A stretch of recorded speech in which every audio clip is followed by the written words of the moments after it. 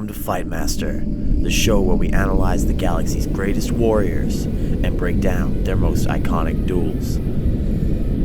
My name is Precognition, and today we're looking at a battle over 500 years in the making. A clash between two of the most devastating warriors to ever walk the galaxy. A duel aboard the Black Templar flagship, the Eternal Crusader. I am of course referring to a battle between the Emperor's champion and founder of the Black Templars, Sigismund, and the War Master of Chaos, Lord of the Black Legion, Abbadon the Despoiler. Bursting forth from the Eye of Terror in an assault that would become known as the First Black Crusade, the forces of chaos wished to both remind the Imperium they had neither forgotten nor forgiven, and claimed the demon blade Drachnien for their lord, Abbadon. The Black Legion faced not the blockade of the Cadian Gate, which would not exist for several centuries, but the crusading fleet of the Black Templars that had stationed itself at the very mouth of hell, now vindicated in their certainty that the traitors would one day return. Though poorly equipped, the Black Legion fleet held numbers and engaged the Templars head-on, feverishly excited at the prospect of facing the man known as the greatest Space Marine duelist. Abbadon led a massive boarding assault on the legendary flagship of the Black Templars, the Eternal Crusader. Fighting his way deep into the ship, Abbadon and 40 of his aphotic blade warriors, formerly known as the Justaeran Terminator Elite, came face to face with Sigismund and 9 of his sword brethren.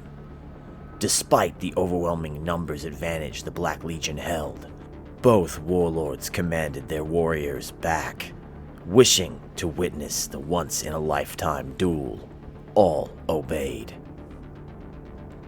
While a killer beyond reproach, Abbadon is relatively easy to define as a duelist. He is what we call an inside fighter, armed with sword and the ancient lightning claw, the talon of Horus, using his longer blade to measure distance, probe defenses, and even batter his way close enough to make use of the superior strength granted by his Terminator plate armor, and perhaps more importantly, deploy the talon, a weapon that's dexterous finger blades are almost impossible to block or parry once it's inside its effective striking range. So while his skills are great, Abbadon's dueling strategy is in essence quite simple. Sigismund is more complicated to explain. He lacks easy comparison to a martial art or dueling style. On the surface, some parallels can be drawn to how an ancient crusading knight might face a poorly armed peasant, surging forward with constant aggressive two-handed blows, trusting their armor to protect them. The reality, however, is Sigismund's style is far, far deeper. Armed with the Arcanotech blade, known simply as the Black Sword, Sigismund fuses attack and defense with near perfection. Seemingly never guarding, Sigismund instead launches ceaseless attacks that also double as blocks and parries. While this initially sounds impossible, believe me, I spent far too long trying to puzzle out how he does it. But Sigismund does achieve this, and he does so with a combination of 3 methods. Each of the 3 is replicable by others, but perhaps only Sigismund himself could fuse them into a style all of its own. The first and most basic method, one that has been around since the dawn of two-handed fighting. Sigismund moves with his blade. Like any large two-handed weapon, the Black Sword is capable of defending a significant portion of Sigismund's form, even while attacking, so long as the blade remains between the wielder and the opponent. The second is a psychological dueling strategy employed by many Sons of Dawn. Let's call it Stoicism.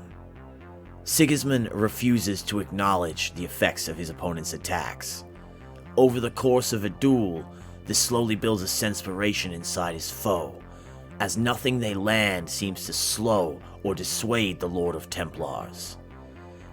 As this progresses, Sigismund's own heavy two-handed swings become more and more of a priority to stop. As his composure remains and the opponent's fails, they rush to keep themselves alive against the unfeeling juggernaut. Finally, the heart of Sigismund's style and the skill that made him legend. Near-perfect reads. In other words, his ability to glance at a situation and predict its potential outcomes instantly.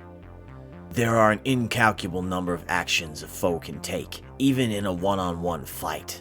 But given a foe's weapons, armor, foot placement, weapon placement, favored style, physical strength and speed, the environment, general footwork, and how much stamina you perceive them to have left, it can be narrowed down to only a few viable actions a skilled enemy would take in each moment. Sigismund's mind, perhaps subconsciously, keeps track of these constantly evolving factors, and his attacks are launched already anticipating with near perfection possible attacks that may come his way in the same moment. To put it simply, when Sigismund throws an attack, it's targeted not only to land, but to block what he perceives as the most likely enemy strike should one be coming his way. All of this, combined with his discipline, his dedication, and of course, natural talent, create the monster they call the Black Knight. While Abbadon wished to bandy words, Sigismund had no interest in what he had to say. So they fought. Two genetically engineered, cybernetically enhanced, god-touched champions, slamming into each other weapon to weapon like primal barbarians. Both trying to enforce aggressive styles but different strategies. Abbadon wishing to get his hands on the Templar, and Sigismund trying to force him onto the back foot with heavy but precise blows. Both straining to get their perfect killing range, neither able to maintain it. It is said no other warrior of the Black Legion, or perhaps even the 9 traitor legions, could have gained the upper hand over the Emperor's champion, but slowly, moment by moment, Abbadon did gain it. The years had been kind to Abbadon. Trapped within the Eye of Terror, Time's grip on the despoiler was weak at best. Not so Sigismund. The Son of Dawn existed in real space, and felt every one of his 700+ years.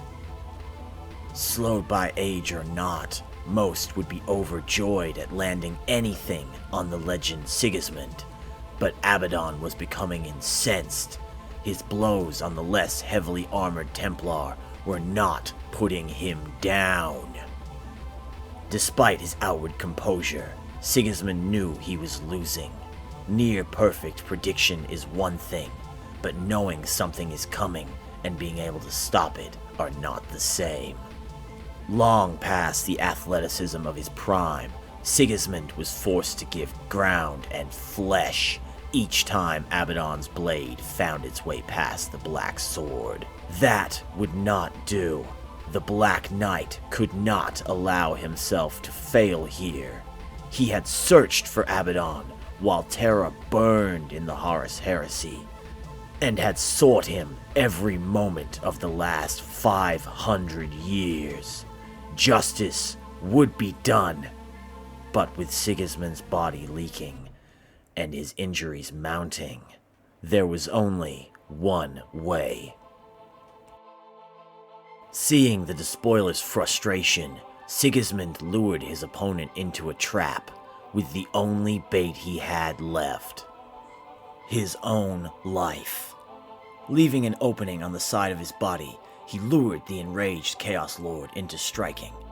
As Abbadon lashed out with the Talon of Horus, Sigismund brought the black sword forward, not to guard, but as always, to strike. unleashing an overhanded blow into the blind spot Abbadon had just created for himself.